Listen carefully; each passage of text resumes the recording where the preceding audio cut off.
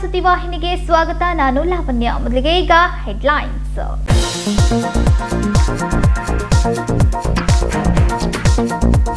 ನಾನು ಸಿಎಂ ಆಕಾಂಕ್ಷಿ ಅಲ್ಲವೇ ಅಲ್ಲ. ಸಿಎಂ ಸಿದ್ದರಾಮಯ್ಯನವರೇ 5 ವರ್ಷ ಅಧಿಕಾರ ನಡೆಸುತ್ತಾರೆ. ಸುದ್ದಿಗೋಷ್ಠಿಯಲ್ಲಿ ಸಚಿವ ಆರ್.ವಿ. ದೇಶಪಾಂಡೆ ಹೇಳಿಕೆ.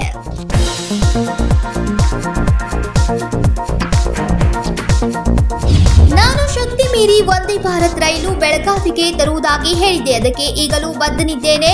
ಬೆಳಗಾವಿಯಿಂದ ಬೆಂಗಳೂರು ಪ್ರವೇಶ ಮಾಡಲು ಪ್ರಾಮಾಣಿಕವಾಗಿ ಪ್ರಯತ್ನ ಮಾಡುವೆ. ಜಗದೀಶ್ ಶೆಟ್ಟರ್ ಹೇಳಿಕೆ.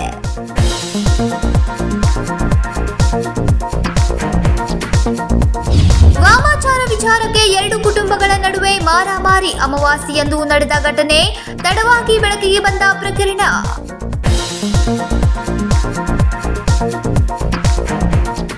ರಾಜ್ಯದಲ್ಲಿ ಕಾಂಗ್ರೆಸ್ ಸರ್ಕಾರ ಇರುವವರೆಗೂ ಸಿದ್ದರಾಮಯ್ಯನವರೇ ಮುಖ್ಯಮಂತ್ರಿಯಾಗಿರ್ತಾರೆ ಎಂದು ಮಾಜಿ ಸಚಿವ ಆರ್.ವಿ. ದೇಶಪಾಂಡೆ ಹೇಳಿದ್ರು.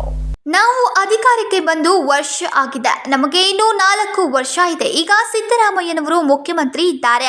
ಹೀಗಿದ್ದಾಗ ನಾವು ಸಿಎಂ ಬದಲಾವಣೆ ಬಗ್ಗೆ ಮಾತನಾಡೋದು ತಪ್ಪಾಗತ್ತೆ ಎಂದು ಮಾಜಿ ಸಚಿವ ಆರ್.ವಿ. ದೇಶಪಾಂಡೆ ಬೆಳಗಾವಿಯಲ್ಲಿ ಸುದ್ದಿಗಾರರೊಂದಿಗೆ ಮಾತನಾಡಿದ್ರು. ಈಗ ಮುಖ್ಯವಾಗಿ ನಾವು ಅಧಿಕಾರದಲ್ಲಿ ಬಂದು 1 ವರ್ಷ ಆಯಿತು.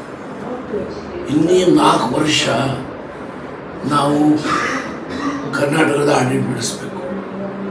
ಸೊ ಈಗ ಮುಖ್ಯಮಂತ್ರಿ ಸಿದ್ದರಾಮಯ್ಯವರು ಅದಾರಲ್ಲ, ಅವ್ರಿಗೆ ಜಾಗನ ಆಗ್ತದೆ ಅಂತ ಹೇಳಿದ್ರೆ ಏನಾಗ್ತದೆ? ಹಾಗೆ ಎಂ ಪಿ ಪಾಟೀಲ್ಗೂ ಅರ್ಥ ಇದೆ, ಯುವಕರಿದ್ದಾರೆ, ಒಳ್ಳೆ ಮಣಿತಂದವರು ಇದ್ದಾರೆ, ಸಂಪನ್ನ ಅದ್ದಾರೆ, 4 ಜನರ ಸಹಾಯ ಮಾಡುವ ದೇವ್ರ ಶಕ್ತಿ ಕೊಟ್ಟಿದ್ದಾರೆ. ಆಗಲಿ, ಅದಕ್ಕೆ ಸಮಯ ಬೇಕಲ್ಲ. ಏನರ ಸಿದ್ದರಾಮಯ್ಯ ಬದಲಾವಣೆ ಏನರ ಕಾಡಿಸಿದೆ ಏನೂ ಇಲ್ಲ. ಸಿದ್ದರಾಮಯ್ಯ ಬದಲಾವಣೆ ಮಾಡಬೇಕಂತ ಎಲ್ಲಿ ಕೂಗಿಲ್ಲ, ಎಲ್ಲಿ ಅಥವಾ ಹೈಕಮಾಂಡಲ್ಲಿ ಯಾವ ಥರದ ವಿಚಾರ ಇಲ್ಲ. ನಾವೆಲ್ಲ ನಿರ್ಣಯ ಮಾಡೋದು ಕೊನೆಯದು ಹೈಕಮಾಂಡ್ ದಿಲ್ಲಿ. ಅಲ್ಲಿ ಏನು ಕೂಗಿಲ್ಲ, ಅಲ್ಲಿ ಏನು ಮಾತಿಲ್ಲ. ಸೊ ಇಲ್ಲಿ ಅನಾವಶ್ಯಕ ಮಾತಾಡಿ ನಿಮ್ಮ ಚಾನೆಲ್ ಕಡೆ ಬಾರಿಸ್ಕೊಡೋದು ಏನು ಸರಿ ಇಲ್ಲ. ಬಟ್ ಯಾರು ವಿಚಾರ ಇನ್ನು ಯಾರು ಎತ್ತಾ ಇದ್ದಾರೆ? ಸಿಎಂ ಚೇಂಜ್ ಬದಲಾವಣೆ ಆಗ್ತಾ ಇದೆ ಯಾರು ಹೇಳಿದ್ದಾರೆ? ಸರ್, ಬಿಜೆಪಿ ಅವ್ರಿಗಿಂತ ಕಾಂಗ್ರೆಸ್ನವ್ರಿಗೆ ಹೆಚ್ಚಿನ ಆಸಕ್ತಿ ಇದೆ. ನೋಡಿ, ಜಗದೀಶ್ ಶೆಟ್ಟರು ನಮ್ಮ ಸ್ನೇಹಿತರು. ನಾನು ನೋಡಿದೆ, ಬೆಳಗಾವದಲ್ಲಿ ಒಂದು ಪತ್ರಿಕಾಗೋಷ್ಠಿಯನ್ನು ಮಾಡಿದರು. ಬೆಳಗಾವಿ MP ಆಗಿದ್ದಾರಲ್ಲ, ಹಾಗಾಗಿ ಅವ್ರು ಯಾಕೆ ಹಂಗೆ ಹೇಳಿದ್ರು ಗೊತ್ತಿತ್ತು. ಜನರಿಗೆ ಜಗದೀಶ್ ಶೆಟ್ಟರ್ ಮಾತಾಡೋದು ಬಹಳ ಕಡಿಮೆ. ಅವ್ರು ಮಾತಾಡೋದು ಯಾರೋ ಪಂಪ್ ಮಾಡಿದ್ದಾರೆ, ಹೊಡೆದ ಗಾಡಿ ಇಷ್ಟ. ಸರ್, ಈಗ ಮಹೇಶ್ ತೆಂಗಿನಕಾಯಿ ಅವ್ರು ಹೇಳ್ತಾರೆ ದೀಪಾವಳಿಗಿಂತ ಮುಂಚೆ ದೀಪಾವಳಿ ನಂತರ ರಾಜ್ಯದಲ್ಲಿ ಸಿಎಂ ಬದಲಾವಣೆ ಆಗ್ತಾರೆ. ಸರ್ಕಾರ ಕೂಡ ಅವ್ರು ಹೇಳ್ತಾರೆ. ಅವ್ರು ನೋಡಿ, ಯಾವ ವಿರೋಧ ಪಕ್ಷದವರು ಹೇಳೋರಲ್ರಿ ಅವರು. ಅವ್ರಿಗೆ ಸರ್ಕಾರ ಸ್ಥಿರ ಆಗಬೇಕು, ಕಾಂಗ್ರೆಸ್ ಸರ್ಕಾರ ಹೋಗಬೇಕು, ಸಾಧ್ಯತೆ ಅವ್ರಿಗೆ ಅವಕಾಶ. ಸಿದ್ದರಾಮಯ್ಯ ಬದಲಾವಣೆ ವಿಚಾರ ನನಗೆ ಕಾಣಿಸ್ತಿಲ್ಲ. ಸಿಎಂ ಬದಲಾವಣೆ ಇಲ್ಲ. ಈ ಬಗ್ಗೆ ಹೈಕಮಾಂಡ್ ಕೂಗು ಕೂಡ ಇಲ್ಲ. ಅನಾವಶ್ಯಕವಾಗಿ ಮಾತನಾಡಲಾಗ್ತಾ ಇದೆ. ಸಿಎಂ ಬದಲಾವಣೆ ಆಗ್ತಾರೆ ಎಂದು ಯಾರು ಹೇಳಿದ್ದು ಎಂದು ಪ್ರಶ್ನಿಸಿದ್ರು. ರಾಜಶೇಖರ್ ಹಿರೇಮಠ್, KMM ಕನ್ನಡ, ಬೆಳಗಾವಿ. ವಂದೇ ಭಾರತ್ ರೈಲ್ವೆ ತರಲು ನಾನು ಬದ್ಧನಿದ್ದೇನೆ ಎಂದು ಮಾಜಿ ಮುಖ್ಯಮಂತ್ರಿ ಜಗದೀಶ್ ಶೆಟ್ಟರ್ ಹೇಳಿದ್ರು. ನಾನು ಶಕ್ತಿ ಮೀರಿ ವಂದೇ ಭಾರತ್ ರೈಲು ಬೆಳಗಾವಿಗೆ ತರುವುದಾಗಿ ಹೇಳಿದೆ. ಅದಕ್ಕೆ ಈಗಲೂ ಬದ್ಧನಿದ್ದೇನೆ. ಈಗ ಅದು ಹುಬ್ಬಳ್ಳಿಯಿಂದ ಪುಣೆಗೆ ವಂದೇ ಭಾರತ್ ರೈಲು ಪ್ರವೇಶವಾಗಿದೆ. ಅದರಂತೆ ಬೆಳಗಾವಿಯಿಂದ ಬೆಂಗಳೂರು ಪ್ರವೇಶ ಮಾಡಲು ಪ್ರಾಮಾಣಿಕವಾಗಿ ಪ್ರಯತ್ನ ಮಾಡುವೆ ಎಂದು ಮಾಜಿ ಮುಖ್ಯಮಂತ್ರಿ ಜಗದೀಶ್ ಶೆಟ್ಟರ್ ಹೇಳಿದ್ರು. ಯಾರು ಮಾತಾಡ್ಬೇಕು? ನಾನು ದೆಹಲಿಗೆ ಹೋದಾಗ ನಮ್ಮ ರೈಲ್ವೆ ಮಿನಿಸ್ಟರ್ ವೈಷ್ಣವ್ರಿಗೆ ಬಿಟ್ಟಾದಾಗ, ಸೋಮಣ್ಣವ್ರಿಗೆ ಬಿಟ್ಟಾದಾಗ ಈ ವಂದೇ ಭಾರತ ಪುಣಾದಿಂದ ಬೆಳಗಾವಿ ಬರ್ಬೇಕು ಅನ್ನುವಂತ ಬೇಡಿಕೆ ಇಟ್ಟಿದ್ದೆ. ಅವ್ರು ಮಾಡ್ತೀವಿ ಅಂತ ಅವ್ರು ಭರವಸೆ ಕೊಟ್ಟಿದ್ರು 2-3 ತಿಂಗಳಲ್ಲಿ. ಆಮೇಲೆ ಏನ್ ಧಾರವಾಡದವರೆಗೆ ಬೆಂಗಳೂರಿಗೆ ಬರ್ತಾ ಇದೆ ವಂದೇ ಭಾರತ, ಅದು ಬೆಳಗಾವಿ ಬರಬೇಕು ಅನ್ನುವ ನಾವತ್ತು ನಾನು ಡಿಮಾಂಡ್ ಇಟ್ಟಿದ್ದೆ. ಅದನ್ನು ಡಿಸ್ಕಷನ್ ಮಾಡ್ತೀನಿ ಅಂತ ಹೇಳಿದ್ರು. ಈಗ ಒಂದೇನಾಗಿದೆ, ಫಸ್ಟ್ ನಮ್ಮ ಮೊದಲೇ ಅಜೆಂಡಾ ಇತ್ತಲ್ಲ, ಪುಣಾದಿಂದ ವಂದೇ ಭಾರತ ಬೆಳಗಾವಿ ಬರುವಂಥದ್ದು. ಅದು 15ನೇ ತಾರೀಕಿಗೆ ಚಾಲನೆ ಸಿಗ್ತಾ ಇದೆ. 15ಕ್ಕೆ ಚಾಲನೆ ಸಿಗ್ತಾ ಇದೆ. ಪ್ರಧಾನಮಂತ್ರಿ ನರೇಂದ್ರ ಮೋದಿಜಿ ಅದಕ್ಕೆ ಚಾಲನೆ ಕೊಡ್ತಾರೆ. ಮತ್ತು ಬೆಳಗಾವಿಯಲ್ಲಿ ಒಂದು ಕಾರ್ಯಕ್ರಮ ಸಾಯಂಕಾಲ ನಾವು ಮಾಡ್ತಾ ಇದ್ದೇವೆ. ಬೆಳಗಾವಿಯಲ್ಲಿ ಆ ಕಾರ್ಯಕ್ರಮ ಮತ್ತು ಅದು ಈಗ ಹುಬ್ಬಳ್ಳಿವರೆಗೆ ಹೋಗ್ತಾ ಇದೆ. ಅದಕ್ಕೆ ಮೊದಲೇನಿತ್ತು ಸಮಸ್ಯೆ, ಇಲ್ಲಿ ಬೆಳಗಾವಿ ಮತ್ತು ಈ ಕಿತ್ತೂರು ಮುಖಾಂತರ ಧಾರವಾಡಕ್ಕೆ ಹೋಗುವಂತ ರೈಲ್ವೆ ಲೈನ್ ಅದು ಮಂಜೂರಾಗಿದೆ. ಲ್ಯಾಂಡ್ ಎಕ್ವಿಷನ್ ಪ್ರಾಬ್ಲಮ್ ಈಗಾಗಲೇ ಸತತವಾಗಿ ಮೀಟಿಂಗ್ ತಗೋತಾ ಇದ್ದೇನೆ. ಇನ್ನು ಕೆಲವು ದಿವಸಗಳಲ್ಲಿ ಲ್ಯಾಂಡ್ ಎಕ್ವಿಷನ್ ಮುಗೀತದೆ, ಕೆಲವು ತಿಂಗಳಲ್ಲಿ. ಅದು ಒಂದು ಕಡೆ. ಇನ್ನೊಂದು ಇದ್ದಂತ ರೈಲ್ವೆ ಲೈನ್ ದಲ್ಲಿ ಈ ವಂದೇ ಭಾರತ ಇವತ್ತು ಹುಬ್ಳಿವರೆಗೆ ತೆಗೆದುಕೊಂಡು ಹೋಗ್ತಾ ಇದ್ದಾರೆ, ಬೆಳಗಾವಿ ಬಂದಿದ್ದು. ಈಗ ಅದೇ ರೀತಿ ಬೆಂಗಳೂರಿಂದ ಏನು ವಂದೇ ಭಾರತ ಧಾರವಾಡದವ್ರಿಗೆ ಬರ್ತದೆ, ಅದು ಸಹಿತ ಇವತ್ತು ಬೆಳಗಾವಿವರೆಗೆ ಬರ್ಬೇಕು ಅನ್ನುವಂಥದ್ದು ನಂದು ಏನು ಒತ್ತಾಯ ಇದೆ. ಅದಕ್ಕೆ ಇವತ್ತು ಬೆಳಿಗ್ಗೆ ರೈಲ್ವೆ ಸಚಿವರ ಜೊತೆ ಮಾತಾಡಿದ್ದೇನೆ. ಅದನ್ನು ಸಹಿತ ಇಲ್ಲಿವರೆಗೆ ಬೆಳಗಾವಿವರೆಗೆ ತರುವಂತದ್ದು ಎಲ್ಲಾ ರೀತಿ ಪ್ರಯತ್ನ ನಡೀತದೆ. ಆದಷ್ಟು ಬೇಗನೆ ಅದನ್ನು ಈಡೇರಿಸುವಂತ ಕೆಲಸ ನಂದು. ಹುಬ್ಳಿಗೆ ಡಬಲ್ ಧಮಕ, ಬೆಳಗಾವಿ ಏನಿಲ್ಲ ಅಲ್ಲ, ಬೆಳಗಾವಿಗೆ ಒಂದೇ ಭಾರತ ಇರ್ಲೇ ಇಲ್ಲ, ಮೊದ್ಲೇ ಯಾವುದೂ ಇರ್ಲಿಲ್ಲ. ಈ ಪುಣಾದಿಂದ ಬೆಳಗಾವಿ ತೊಗೊಂಬಂದಿದ್ದೇವೆ, ಅದನ್ನ ಅಲ್ಲಿಂದ ಎಕ್ಸ್ಟೆಂಡ್ ಆಗಿರ್ಬೋದು. ಆದ್ರೆ ಇವತ್ತೇನು ಬೆಂಗಳೂರಿಂದ ಒಂದೇ ಭಾರತ ಬರ್ಬೇಕಾಗಿಲ್ಲ, ಧಾರವಾಡದಲ್ಲಿ ನಿಂತದಲ್ಲ, ಅದನ್ನು ಸಹಿತ ಬೆಳಗಾವಿ ತರುವಂತದ್ದು ಈಗಾಗಲೇ ಎಫರ್ಟ್ಸ್ ನಡೆದ, ಅದು ಅದನ್ನು ಮಾಡ್ಕೊಡ್ತಾರೆ. ಹರ್ಡಲ್ಸ್ ಏನೂ ಇಲ್ಲ ಈಗ, ಏನೂ ಇಲ್ಲ ಈಗ. ಯಾಕಂದ್ರೆ ಇಲ್ಲಿಂದ ನೀವು ಬೆಳಗಾವಿಯಿಂದ ಒಂದೇ ಭಾರತ ಧಾರವಾಡ ಹುಬ್ಳಿ ಕಳಿಸ್ತೀರಿ ಅಂದ್ರೆ ಇನ್ನು ಹರ್ಡಲ್ಸ್ ಏನೂ ಇಲ್ಲ. ಇವತ್ತು ಬೆಳಿಗ್ಗೆ ರೈಲ್ವೆ ಮಿನಿಸ್ಟರ್ ಜೊತೆ ಮಾತಾಡಿದ್ದೀನಿ. ಅದಕ್ಕೆ ಈಗ ಅವರು ನೆಕ್ಸ್ಟ್ ವೀಕ್ ನಾವು ದಿಲ್ಲಿಗೆ ಬರಕ್ ಹೇಳಿದಾರೆ, ದಿಲ್ಲಿಗೆ ಹೋಗ್ತಾ ಇದ್ದೇನೆ. ಅದು ಒಂದು ಎಫರ್ಟ್ಸ್ ಮಾಡಿ ಅದನ್ನು ಎಕ್ಸ್ಟೆನ್ಷನ್ ತಗೊಂಡ್ರೆ ಅವರು ಈಗ ಹುಬ್ಳಿಂತ್ರ ಇದು ಬೆಂಗಳೂರು ಒಂದೇ ಭಾರತ ಬೆಳಗಾವಿ ಬರೋದಕ್ಕೆ ಲೋಂಡಾವಳಿ ಬಹಳಷ್ಟು ತಿರುವು ಇದಾವಂತ ಆಯ್ತು. ಇತ್ತಲ್ಲ ಟೆಕ್ನಿಕಲ್ ಹೇಳಿದಾಗ ಅವರು ಈಗ ಆಯ್ತಪ್ಪ, ಈಗ ಕ್ಲಿಯರ್ ಆತಲ್ಲ. ಈಗ ಇವತ್ತು ಬೆಳಿಗ್ಗೆ ಅದನ್ನ ಮಾತಾಡಿದ್ರಿ ರೈಲ್ವೆ ಮಿನಿಸ್ಟರ್ ಕೂಡ.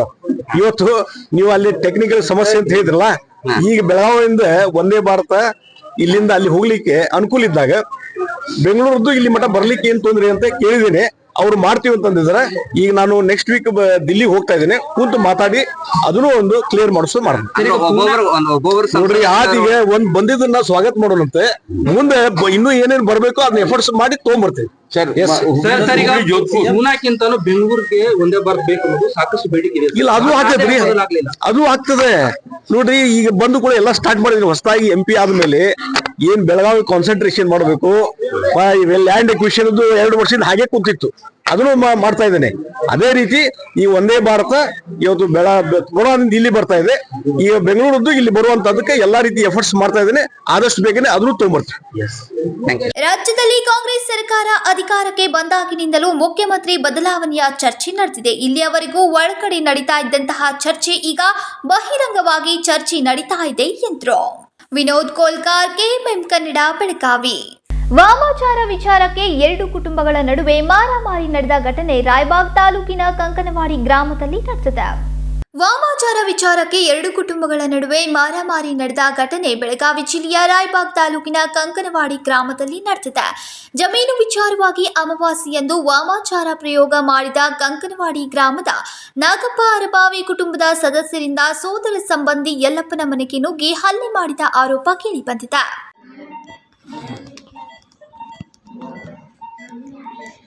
ಏನ್ ಮಾಡತ್ತಿದ್ರಿ ನೀವು? ಹರಿವತ್ತ ಅವ್ರು ಜಗಳಕ್ಕೆ ಬಂದಾಗ್ರಿ ನಾವು ಅಡಿಗೆ ಮಾಡತ್ತಿದ್ರಿ.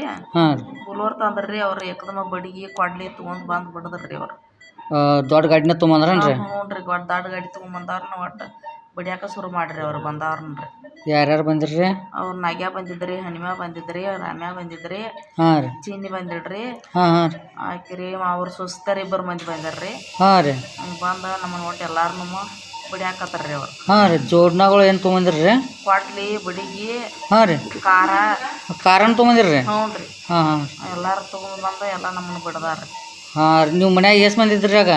ನಾವು 3 ಮಂದಿ ಇದ್ರಿ. ಒಟ್ಟ 3 ಮಂದಿ ಇದ್ರಿ. ಅವ್ರು 8 ಮಂದಿ ಎಲ್ಲ ಬಂದ್ ಬಿಡದ್ರಿ? ಒಟ್ಟು ಬುಲ್ಲೋರ್ದಾಗ ಒಟ್ಟ ಅವ್ರ ಮಕ್ಕಳ ಎಲ್ಲಾರು ಬಂದಿರ್ರಿ. ಅವ್ರು ಎಲ್ಲಾರು ಬಂದಾಗ ಕೊಡ್ಲಿ, ಬಡಿಗಿ ತಗೊಂಡ್ ಎಲ್ಲಾರು ಬಂದ್ ಬಿಡದಾರ್ರಿ. ನಮ್ಗೆ ಒಟ್ರಿ ನೀವು ಅವ್ರಿಗೆ ಏನ್ ಅಂದಿರೇನ್ರಿ? ನಮ್ಗೆ ಅವ್ರಿಗೇನು ಅಂದಿಲ್ರಿ, ಏಕದಮ್ಮ ಬಂದ ಬಡಿಯಾಕ ಶುರು ಮಾಡ್ರಿ ಅವ್ರು. ಈಗ ನಿಮ್ಮ ಮಗ ಇಲ್ದನ್ರಿ? ನನ್ನ ಮಗ ದವಾಖಾನ್ಯಾಗ ಅದಾನ್ರಿ. ಅವ ಅಲ್ಲಿ ಒಳಗದಾನ್ರಿ? ಅವಂಗೂ ತಿಲಿಗೆ ಪೆಟ್ಟೈತಿದ್ರಿ. ನಮ್ಮ ಅಜ್ಜಾಗೂ ಪೆಟ್ಟೈತಿದ್. ಕೊಡ್ಲಿಲ್ಲ ಕಡ್ದಾರ್ರಿ ನಮ್ಮ ಮಗನ್ರಿ.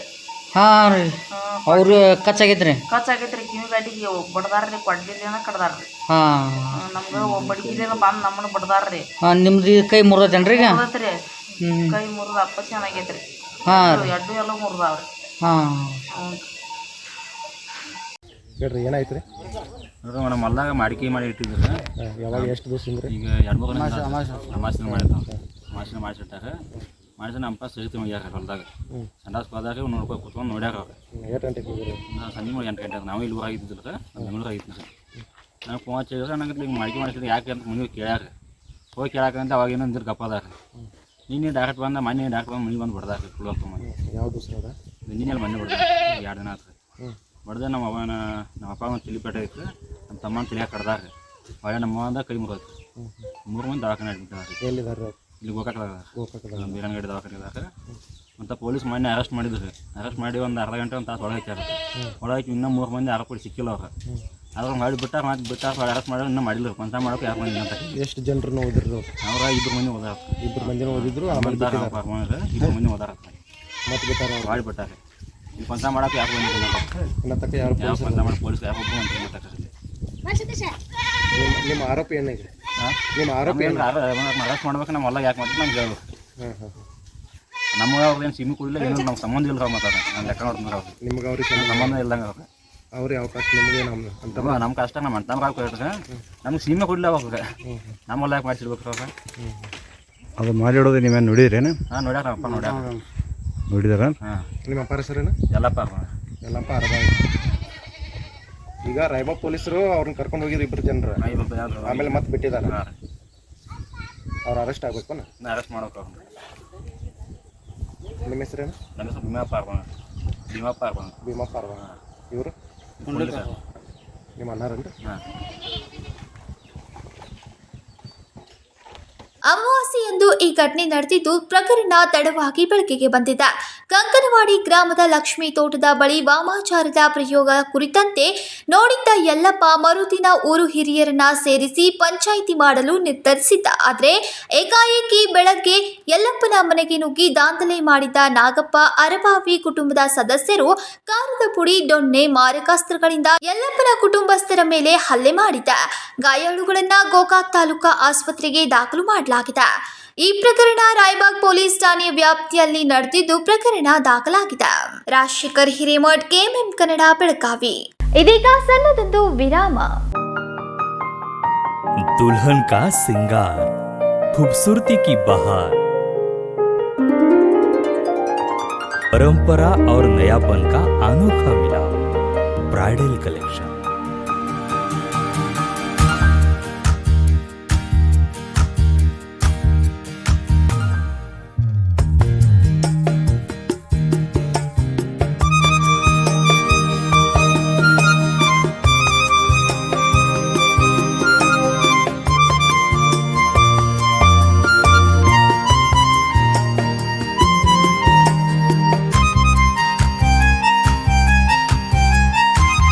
दुल्हन की खूबसूरती में 4 चांद लगाने वाली ब्राइडल कलेक्शन की विशाल रेंज।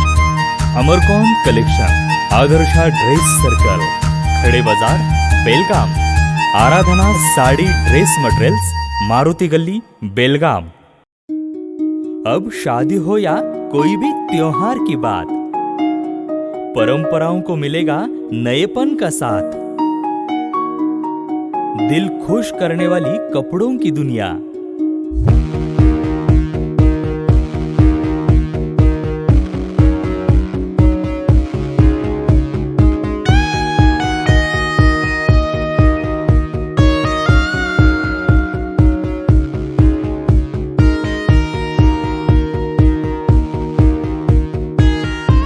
पूरे परिवार के कपड़े खरीदो अब एक ही छत के नीचे।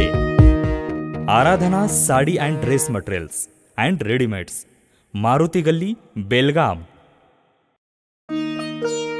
साड़ी हर महिलाओं को लुभाने वाली बात। साड़ी तहजीब दिखाती,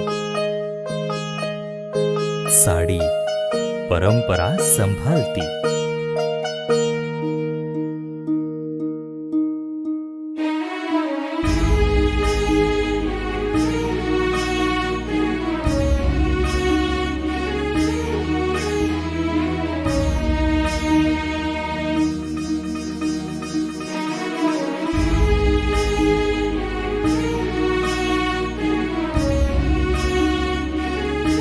महिलाओं को खूबसूरती और निखारने वाली एक से बढ़कर एक साड़ियों का खजाना।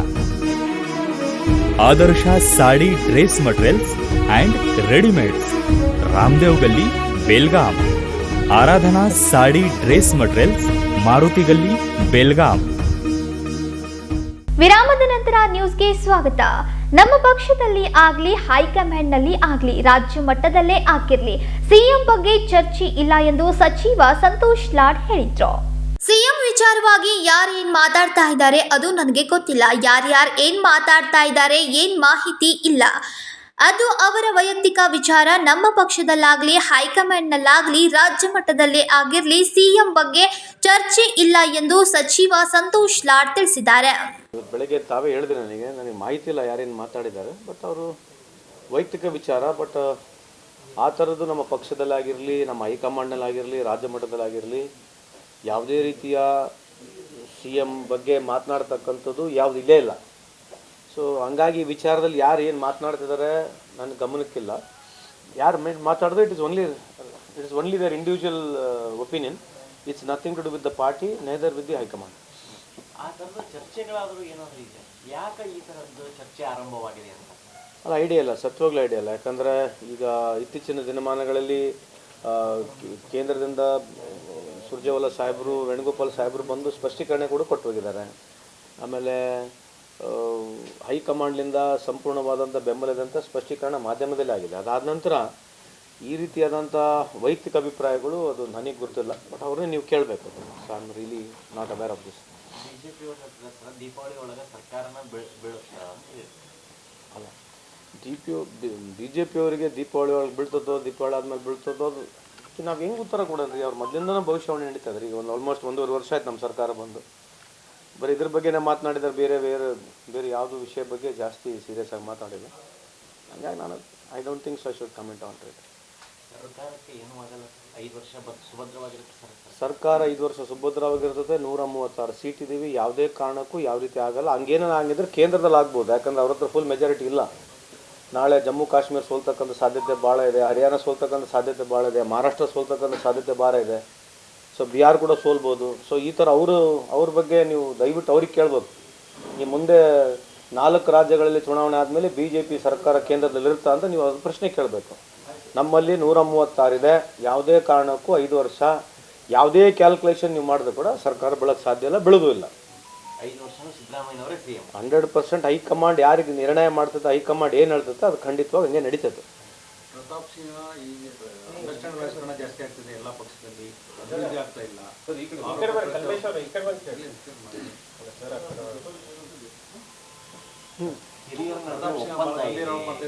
ಕುಟುಂಬ ರಾಜಕಾರಣ ಇದೆ, ಅಂಡರ್ಸ್ಟ್ಯಾಂಡ್ ರಾಜಕಾರಣ ಜಾಸ್ತಿ ಆಗ್ತಿದೆ, ಯಾವುದೇ ಡೆವಲಪ್ಮೆಂಟ್ ವರ್ಕ್ ಆಗ್ತಾ ಇಲ್ಲ. ಅವರಿಗೆ ಕೇಳ್ಬೇಕು ನೀವು. ಯಾರು ಅಂಡರ್ಸ್ಟ್ಯಾಂಡಿಂಗ್ ಯಾರು ಮಾಡಿದ್ದಾರೆ, ಯಾರಿಲ್ಲ, ಯಾರ ಪಕ್ಷದಲ್ಲಿ ಯಾವ ಒಳ ಒಪ್ಪಂದ ಇದೆ ಅವ್ರು ಹೇಳಿರೋದು. ನನ್ನ ಹತ್ರ ಯಾವ ಮಾಹಿತಿನೂ ಇಲ್ಲ ಆ ಥರ. ಮತ್ತು ಅವ್ರು ಅಲಿಗೇಷನ್ ಮಾಡಿದ್ರೆ ಅವರಿಗೆ ಕೇಳ್ಬೇಕು. ನನ್ನ ಹತ್ರ ಆ ಥರದ್ದೇನು ಮಾಹಿತಿ ಇಲ್ಲ. ಡೆವಲಪ್ಮೆಂಟ್ ವಿಚಾರದಲ್ಲಿ ಭಾಳಷ್ಟು ಚರ್ಚೆ ಮಾಡ್ಬೋದು. ಡೆವಲಪ್ಮೆಂಟ್ ವಿಚಾರದಲ್ಲಿ ಚರ್ಚೆ ಮಾಡೋಣ ಅಂದರೆ ಭಾಳ ಮಾಡೋಣ. ಏನು ಬೇಕಾದ್ದು ಚರ್ಚೆ ಮಾಡೋಕ್ಕೆ ರೆಡಿ ಇದ್ದೀವಿ. ಸುಮ್ಮನೆ ಆರ್ಕೆ ಉತ್ತರ ಕೊಟ್ಟು ಹೋಗಿದ್ರೆ ನಾವು ಅದಕ್ಕೇನು ಉತ್ತರ ಕೊಡೋಣ? ಡೆವಲಪ್ಮೆಂಟ್ ಅಂದರೆ ಏನು? ಇಂಥ ಪರ್ಟಿಕ್ಯುಲರ್ ಕೆಲಸನ, ಏನು ಇಲಾಖೆನಾ, ಏನು ಸರ್ಕಾರನ, ಇಡೀ ದೇಶನ? ಡೆವಲಪ್ಮೆಂಟ್ ಅಂದರೆ ಏನು? ಯಾವುದು ಇಲಾಖೆ ವಾರ, ಏನು ರಸ್ತೆ ವಾರ? ಅದೇ ಓವರಾಲ್ ಅಂದರೆ ಬಿಟ್ರೆ ಮತ್ತೆ ಇಡೀ ದೇಶದಲ್ಲಿ ಓವರಾಲ್ ಇಲ್ಲಲ್ಲ. ಹಂಗಂದ್ರೆ ಹಂಗೆ ಹೇಳ್ಕೊಂತ ನಾನು ಹೇಳ್ಬಿಡ್ಬೋದು. ಓವರಾಲ್ ಅಂತಂದ್ರೆ ಮುಗಿತಲ್ಲ. ಮತ್ತು ಓವರಾಲ್ ಎಲ್ಲಿ ಹಂಗೆ ಹೇಳ್ಬಿಟ್ರೆ ಮುಗಿತಲ್ಲ. ಈ ಥರದ್ದು ನಾವು ಹೆಂಗೆ ಉತ್ತರ ಕೊಡೋಣ? ಅವ್ರಿಗೆ ನೀವು ಕೇಳ್ರಿ ಓವರಾಲ್ ಅಂದರೆ ಏನು ಸರ್, ನೀವು ಅವ್ರಿಗೆ ಕೇಳ್ರಿ. ಜೋಶಿ ಅವರು ಭಾಳ ಸೀನಿಯರ್ ರಾಜಕಾರಣಿ. ಅವ್ರು ನಿಮ್ಮ ಸರ್ಕಾರದ ಮೇಲೆ ಒಂದು ಆರೋಪ ಮಾಡಿದ್ರು, ದರ್ಶನ್ ಫೋಟೋವನ್ನು ಸರ್ಕಾರನೇ ಹೊರಗೆ ಬಿಟ್ಟಿದ್ದು ಅಂತ. ಈಗ ನನ್ನ ಪ್ರಕಾರ ಇವ್ರದ್ದೇ ಕೈವಾಡ ಇರ್ಬೇಕಂದ್ರೆ ಅದು ಯಾರು ಪ್ರಹ್ಲಾದ್ ಜೋಶಿ ಸಾಹೇಬ್ರದ್ದೇ ಕೈವಾಡ ಇರುತ್ತೆ. ಯಾಕಂದ್ರೆ ಇಷ್ಟು ಡೀಪಾಗಿ ಯಾರು ಬಿಟ್ಟಾರೆ ಯಾರಿಲ್ಲ ಅಂತ ಇಷ್ಟು ಮಾಹಿತಿ ಅವರಿಗಿದ್ರೆ ನನ್ನ ಪ್ರಕಾರ ಅವ್ರದ್ದೇ ಕೈವಾಡ ಇರ್ಬೋದು. ಯಾರ್ದು?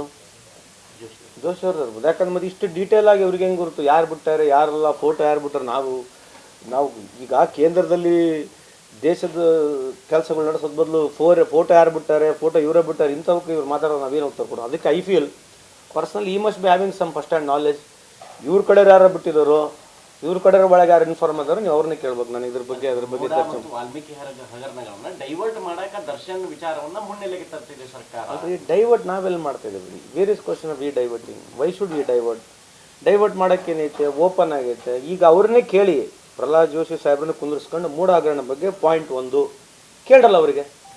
ಪ್ರಹ್ಲಾದ್ ಜೋಶಿ ಅವರು ಬಿಡಿಸಿ ಕೇಳ್ರಿ. ಓನರ್ಶಿಪ್ಪಿನ ಪ್ರಾಬ್ಲಮ್ ಇದೆಯಾ ಪ್ರಹ್ಲಾದ್ ಜೋಶಿ ಸಾಹೇಬ್ರೆ? ಓನರ್ಶಿಪ್ ಡಿಸ್ಪ್ಯೂಟ್ ಇದೆಯಾ? 125 ಸೀಟಿಗೆ ನೀವು ಪಾದಯಾತ್ರೆ ಮಾಡಿದಿರಾ? ಬರೀ 14 ಸೈಟಿಗೆ ಪಾದಯಾತ್ರೆ ಮಾಡಿದಿರಾ? ಸೈಟ್ ಕೊಟ್ಟವ್ರು ಯಾರು? ಪ್ರಾಸಿಕ್ಯೂಷನ್ ಕೇವಲ ಸಿದ್ದರಾಮಯ್ಯ ಅವ್ರ ಮಿಸ್ಸಸ್ ಕೊಟ್ಟಿರ್ತಕ್ಕಂಥ ಸೈಟಿಗೆ ಯಾಕೆ ಪ್ರಾಸಿಕ್ಯೂಷನ್ ಬಂತು? ಯಾಕೆ 125 ಇನ್ನು ಉಳಿದ ಸೈಟೆಲ್ಲ ಕೊಟ್ಟಿರೋ ಕಾನೂನು ಕರೆಕ್ಟ್ ಇದೆ ಅಂತ ಅರ್ಥನಾ? Why only prosecution is only for 14 sites? Why not another remaining 111 ಸೈಟ್ಗಳಿಗೆ ಯಾಕೆ ಪ್ರಾಸಿಕ್ಯೂಷನ್ ಆಗ್ತಾ ಇಲ್ಲ ಅಂದರೆ ಅರ್ಥ ಏನು? ಅವ್ರಿಗೆ ಕೇಳಿ, ನಿಮ್ಮ ಸರ್ಕಾರದ ಕೊಟ್ಟಿರ್ತಕ್ಕಂಥ ಕಾನೂನು ಬಾಹಿರ ಕಾನೂನು. ಇಂಥ ಪ್ರಶ್ನೆ ಬಿಡಿಸಿ ಕೇಳಿದ್ರೆ ನೀವು ಕರೆಕ್ಟ್ ಅರ್ಥ ಆಗುತ್ತೆ. ಕೇಳ್ರಿ ಅವರಿಗೆ. SC/ST ಲ್ಯಾಂಡ್ ಅಂತ ಹೇಳ್ತಾರೆ, ದಾಖಲಾತಿ ಇದೆ SC/ST ಲ್ಯಾಂಡ್ ಅಂತ ಪ್ರಹ್ಲಾದ್ ಜೋಶಿ ಅವ್ರು ಹೇಳ್ತಾರೆ ತಾನೆ. ಇದು ಕೇಳ್ರಿ, ಮತ್ತೆ ಅವ್ರಿಗೆ ಸ್ಟೆಪ್ ವೈಸ್ ಕೇಳ್ರಿ, ಉತ್ತರ ಕೊಟ್ಟರೆ ಮತ್ತೆ ತಿರ್ಗಾ ನಾನು ಉತ್ತರ ಕೊಡ್ತೀನಿ. ನಿಮ್ಗೆ ಸುಮ್ಮನೆ ಹೇಳೋದು ಮೂಡ ಹಗರಣ ಅಂತ ಹೇಳ್ಬಿಟ್ರೆ ಹೆಂಗೆ ಹೇಳೋದು? ಈಗ ನಾವು ರಫೇಲ್ ಹಗರಣ ಬಗ್ಗೆ ಮಾತಾಡೋಣ, ಎಲೆಕ್ಟ್ರಾಲ್ ಬಾಂಡ್ ಬಗ್ಗೆ ಮಾತಾಡೋಣ. ಕೇಳ್ರಿ, ಎಲೆಕ್ಟ್ರಾಲ್ ಬಾಂಡ್ ಬಗ್ಗೆ ನಿಮ್ಮ ಅಭಿಪ್ರಾಯ ಏನಂತ ಕೇಳ್ರಿ. ಯಾರಿಗೆ? ಜೋಶಿ ಅವರಿಗೆ. ಮತ್ತು ರೊಕ್ಕ ಕೊಟ್ಟರಲ್ಲ ಎಲ್ಲಿದ್ದಾರೆ? ಈಗ ರೊಕ್ಕ ಕೊಟ್ಟರು ಕೂಡ ನೀವು ಟಿಕೆಟ್ ಕೊಟ್ಟಿರಲ್ಲ. ಯಾರು ಕೇಜ್ರಿವಾಲ್ ಸಂದರ್ಭದಲ್ಲಿ ಅಪ್ರೂವರ್ ಆಗಿದ್ದಾರೆ ಅವ್ರ ರಿಲೇಷನ್ಗೆ ಅಲ್ಲಿ MP ಟಿಕೆಟ್ ಕೊಟ್ಟು ಗೆಲ್ಸಾರಲ್ಲ. ಮತ್ತು ಇವೆಲ್ಲ ಯಾರು ಕೇಳ್ಬೇಕು ಪ್ರಶ್ನೆ? ನೀವು ಕೇಳ್ರಿ, ಪ್ರಹ್ಲಾದ್ ಜೋಶಿ ಅವರು ಪರ್ಟಿಕ್ಯುಲರ್ ಕೇಳ್ರಿ. ಈ ಥರ ಬಂದು ಆರ್ಕೆ ಉತ್ತರ ಕೊಟ್ಟು ಹೋಗಿದ್ರೆ ಈ ಪ್ರಶ್ನೆಗಳು ಕೇಳ್ರಿ. ಯಾಕಂದ್ರೆ ಅವರು ದೇಶದ ಬಗ್ಗೆ ಮಾತಾಡ್ಬೇಕು. ಕೇವಲ ಧಾರವಾಡ ಕರ್ನಾಟಕ ಸೀಮಿತ ಅಲ್ಲ, ಇಡೀ ದೇಶದ ಬಗ್ಗೆ ಮಾತನಾಡ್ಬೇಕು. ಅದಕ್ಕೆ ಈ ಪ್ರಶ್ನೆಗಳು ಕೇಳ್ರಿ ಅಲ್ವಾ? ಮತ್ತು ಅವ್ರ ಸರ್ಕಾರದಾಗಿದ್ದಾಗ ಅವಾಗ ಯಾಕೆ ಅಕ್ಕಿ ಕೊಡಲಿಲ್ಲ? ನಾವು ಅಕ್ಕಿ ಕೇಳಿದಾಗ ಅವಾಗ ಯಾಕೆ ಕೊಡಲಿಲ್ಲ? ಅದೇ ಕೇಳ್ತದೆ. ಫಸ್ಟ್ ಪ್ರಶ್ನೆ ನನಗೆ ಗುರ್ತಿದ್ದು ಕೇಳ್ತಾರೆ ನೀವು. ಅದಕ್ಕೆ ಯಾಕೆ ಅವಾಗ ಯಾಕೆ ಕೊಡಲಿಲ್ಲಂತೆ, ಇವಾಗ ಯಾಕೆ ಕೊಡ್ತಾ ಇದಾರಂತೆ? ಅದೇ ರೀ, ಅವಾಗ ಇತ್ತಲ್ಲ ನೋಡಿ. ಅದ್ರಿ ಅಂದ್ರೆ ನಿಮ್ಗೆ ಮಾಹಿತಿ ಇಲ್ಲ ಅದ್ರಿ. ಅವ್ರು ಹೇಳಿದ್ದ ಒಂದು ನಿಮಿಷ ಕೇಳ್ರಿ. ಲಿಖಿತ ರೂಪದ ಅವ್ರು ತಾನೇ ಕೊಟ್ಟಿರೋದು. ನೀವು ಸ್ವಲ್ಪ ಸರಿ ಇನ್ಫಾರ್ಮೇಶನ್ ಇರ್ಬೇಕು ಸರ್. ಅವರು they had given in writing. Food corporation of ಇಂಡಿಯಾದವರು ರೈಟಿಂಗ್ನ ಕೊಟ್ಟಿದ್ರು, ಹೌದಲ್ಲ ಸರ್? ಕೊಟ್ಟರು. ಈಗ ನಾವು DBT ಮಾಡ್ತಾ ಇದ್ದೀವಿ, ದುಡ್ಡು ಕೊಡ್ತಾ ಇದ್ದೀವಿ. ನಮ್ಮ ಸ್ಕೀಮ್ ನಾವು ಹೆಂಗನ ಮಾಡ್ಕೊಂತೀವಿ ಅಲ್ವಾ? ಈಗ ಅವ್ರು 80 ಕೋಟಿಗೆ ಅಕ್ಕಿ ಕೊಟ್ಟಿವಿ ಅಂತಾರಲ್ಲ, ಅದ್ರ ಬೆನಿಫಿಟ್ ಎಷ್ಟಿದೆ ಗೊತ್ತಾ ನಿಮಗೆ? ಕೇಳಿದ್ರೆ ಪ್ರಹ್ಲಾದ್ ಜೋಶಿ ಅವರಿಗೆ 80 ಕೋಟಿ ಅಕ್ಕಿಗೆ 2 ರೂಪಾಯಿ ಅವ್ರು ಸಬ್ಸಿಡಿ ಕೊಡ್ತಿರೋದು. 80 ಕೋಟಿ ಅಕ್ಕಿಗೆ 2 ಅಥವಾ 3 ರೂಪಾಯಿ ಸಬ್ಸಿಡಿ ಇರ್ಬೇಕು. ಅದಕ್ಕೆ ಜಾಸ್ತಿ ಇದು ಫುಡ್ ಸೆಕ್ಯೂರಿಟಿ ಬಿಲ್ ತಂದವ್ರು ಯಾರು? ಫುಡ್ ಸೆಕ್ಯೂರಿಟಿ ಬಿಲ್ ತಂದವ್ರು ಯಾರು? ಮತ್ತು ಇವರು ನಾನು ಕೊಡಕತ್ತೀನಿ ಅಕ್ಕಿ ಅಂತ ಮೋದಿ ಸಾಹೇಬ್ರು ಎಲ್ಲ ಕಡೆ ಹೇಳ್ಕೊಂಡು ತಿರ್ಗಾಡಕತ್ತಾರಲ್ಲ. ಎಲೆಕ್ಷನ್ ಯಾವಾಗ ಹತ್ರ ಬಂತು, ಈ ಗ್ಯಾರಂಟಿ ಅನ್ನೋ ಪದ ಅವರೇ ಸ್ಟಾರ್ಟ್ ಮಾಡಿದ್ರು. ಈ ಅಕ್ಕಿಗಳು ನಾವು ಕೊಡ್ತೀವಿ, ನಾನೇ 80 ಕೋಟಿ ಜನಕ್ಕೆ ಅಕ್ಕಿ ಕೊಟ್ಟಿ ಅಂತ ಯಾರು ಮೋದಿ ಸಾಹೇಬ್ರು ಸ್ಟಾರ್ಟ್ ಮಾಡಿದ್ರು. ಪ್ರಹ್ಲಾದ್ ಜೋಶಿ ಅವ್ರಿಗೆ ಕೇಳ್ರಿ, ಇದು ಮೋದಿ ಅವ್ರ ಅಕ್ಕಿ ಅಲ್ಲ, ಮನಮೋಹನ್ ಸಿಂಗ್ ಅವ್ರ ಅಕ್ಕಿ ಇದು. ನಾವು ಸಂಪೂರ್ಣ ಸಬ್ಸಿಡಿ ಕೊಟ್ಬಿಟ್ಟು 2 ರೂಪಾಯಿಗೆ ನಾವು ಸಬ್ಸಿಡೈಸ್ ಕೊಡ್ತಿದ್ವಿ. ಇವ್ರು 2 ರೂಪಾಯಿ ಅಷ್ಟೇ ಕಮ್ಮಿ ಮಾಡಿರೋದು. ನಾವು 2 ರೂಪಾಯಿ ಕೊಡ್ತಿದ್ವಿ ತಾನೆ ಅಕ್ಕಿ, ಎಷ್ಟು ಕೊಡ್ತಿದ್ವಿ ಅಂತ. ಮತ್ತೆ ಇವ್ರು 2 ರೂಪಾಯಿ ತಕೊಂಡು ಸಿಎಂ ಬಗ್ಗೆ ಯಾಕೆ ಚರ್ಚೆ ಆಗ್ತಾ ಇದೆ ಅನ್ನೋ ಐಡಿಯಾ ಇಲ್ಲ. ಇತ್ತೀಚೆಗೆ ಹೈಕಮಾಂಡ್ ನಾಯಕರು ಈ ಬಗ್ಗೆ ಸ್ಪಷ್ಟೀಕರಣ ಕೊಟ್ಟಿದ್ದಾರೆ. ಬಿಜೆಪಿಯವರು ಸರ್ಕಾರ ಬೀಳತ್ತೆ ಅಂತಿದ್ದಾರೆ. ಇದಕ್ಕೆ ನಾವು ಏನು ಉತ್ತರ ಕೊಡೋದು? ಇದನ್ನೇ ಮಾತನಾಡ್ತಾ ಇದ್ದಾರೆ. ಸರ್ಕಾರ ಸುಭದ್ರವಾಗಿರತ್ತೆ ಎಂದ್ರು. ರಾಜಶೇಖರ್ ಹಿರೇಮಠ್, KMM ಕನ್ನಡ, ಬೆಳಗಾವಿ. ಬೆಳಗಾವಿ ಸುವರ್ಣ ವಿಧಾನಸೌಧ ಸಂಪೂರ್ಣ ಪಾಚಿಗಟ್ಟಿದೆ. ಕೂಡಲೇ ಸರ್ಕಾರ ಇದಕ್ಕೆ ಅನುದಾನ ಬಿಡುಗಡೆ ಮಾಡಬೇಕು ಎಂದು ಹೋರಾಟಗಾರ್ತಿ ಕಸ್ತೂರಿ ಬಾವಿ ಆಗ್ರಹಿಸಿದ್ರು. ಉತ್ತರ ಕರ್ನಾಟಕದ ಶಕ್ತಿ ಸೌಧ ಎಂದು ಕರೆಸಿಕೊಳ್ಳುವ ಸುವರ್ಣ ವಿಧಾನಸೌಧ ಸಂಪೂರ್ಣ ಪಾಚಿಗಟ್ಟಿದೆ. ಸರ್ಕಾರ ಇದರ ನಿರ್ವಹಣೆಗೆ ಬಿಡುಗಡೆ ಮಾಡಬೇಕಿದ್ದ 2 ಕೋಟಿ ರೂಪಾಯಿ ಇಲ್ಲಿಯವರೆಗೆ ಬಿಡುಗಡೆ ಮಾಡದೇ ಇರೋದು ದುರ್ದೈವದ ಸಂಗತಿ ಎಂದು ಕನ್ನಡ ಹೋರಾಟಗಾರ್ತಿ ಕಸ್ತೂರಿ ಬಾವಿ ಹೇಳಿದ್ರು. ಬರೀ 2ನೇ ರಾಜಧಾನಿ ಅಂದ್ರೆ ಸಾಲೋದಿಲ್ಲ, ನಮ್ಮ ಬೆನ್ನೆಲು ಅಂದರೂ ಸಾಲೋದಿಲ್ಲ.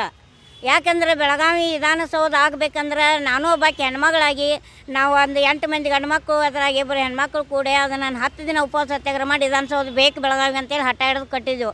ಕಟ್ಟೋ ಟೈಮ್ನಾಗ ಕುಮಾರಸ್ವಾಮಿ ಅವ್ರು ಬಂದು ಅಡಗಲ್ ಸಮಾರಂಭ ಮಾಡಿ, ಇಲ್ಲಮ್ಮ ನೀವೆಲ್ಲ ಉಪವಾಸ ಸತ್ಯಾಗ್ರಹ ಕೈ ಬಿಡ್ರಿ, ನಾವು ವಿಧಾನಸೌಧ ಕಟ್ಟತ್ತೇವೆ ಅಂತೇಳಿ ಕೊಟ್ಟ ಮಾತಿನಂತೆ ವಿಧಾನಸೌಧ ಅಂತೂ ಕಟ್ಟಿದ್ರು.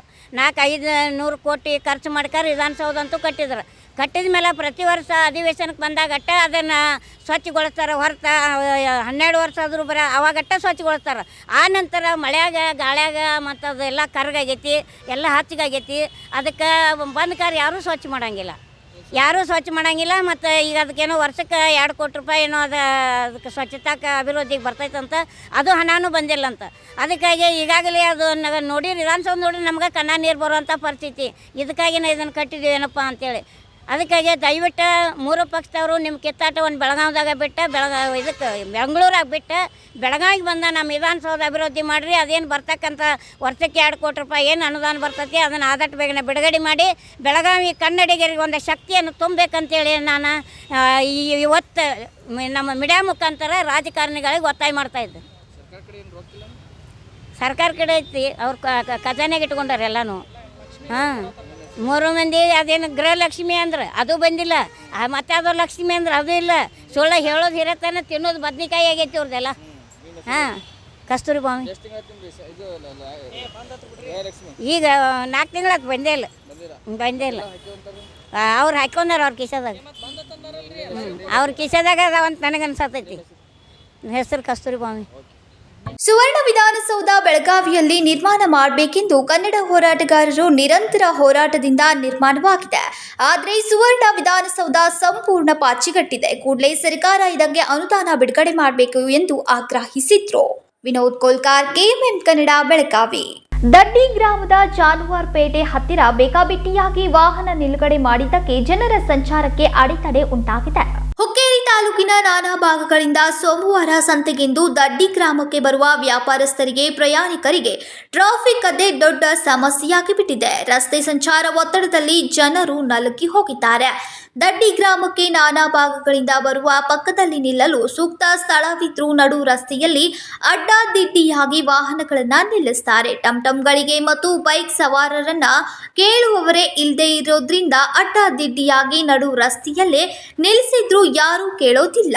ಸೋಮವಾರಕ್ಕೊಮ್ಮೆ ದಡ್ಡಿಯಲ್ಲಿ ಸಂತೆ ನಡೀತಾ ಇರೋದ್ರಿಂದ ನಾನಾ ಭಾಗಗಳಿಂದ ಜಾನುವಾರು ವ್ಯಾಪಾರಸ್ಥರು ರಸ್ತೆ ಬದಿಯಲ್ಲಿಯೇ ತಮ್ಮ ವಾಹನಗಳನ್ನು ನಿಲ್ಲಿಸ್ತಾರೆ. ಇದರಿಂದ ಮೋದಗ ಹಾಗೂ ಅತ್ತಿಹಾಳ ಕೋಟಾ ಗ್ರಾಮಕ್ಕೆ ಹೋಗುವ ಮಾರ್ಗ ಗದ್ದಲದಿಂದ ಕೂಡಿರುತ್ತೆ. ಅದಕ್ಕಾಗಿ ಸೋಮವಾರಕ್ಕೊಮ್ಮೆ ಸೂಕ್ತ ಸ್ಥಳದಲ್ಲಿ ವಾಹನಗಳನ್ನು ನಿಲ್ಲಿಸಬೇಕೆಂದು ಸಾರ್ವಜನಿಕರು ಹೇಳಿದ್ದಾರೆ.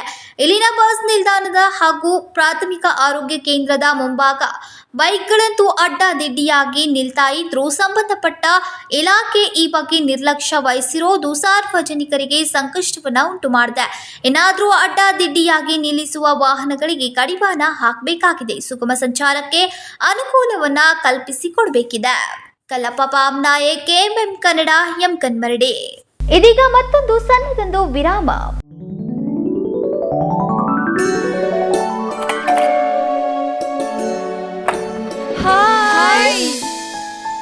What a present surprise! कौन है?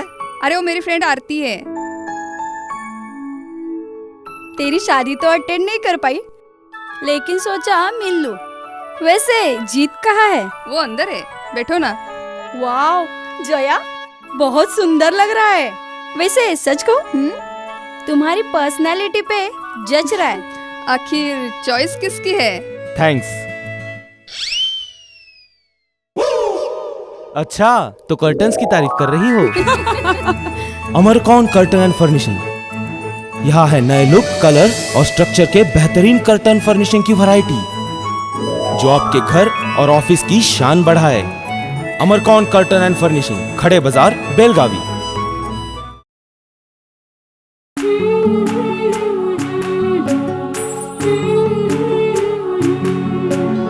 थोड़ी सी महकी, थोड़ी सी बहकी, रुत अनोखी है. हल्के हल्के दिल में हलचल जो मचलती है. ये कैसा है समा, ये प्यार सा एहसास है. ये किसकी पलकों में है तस्वीरें, कैसी नुमाइश है. आराधना, मारुति गली, बेलगाव. वस्त्रों का संगम, सुंदर सलोना, मन भाई आराधना.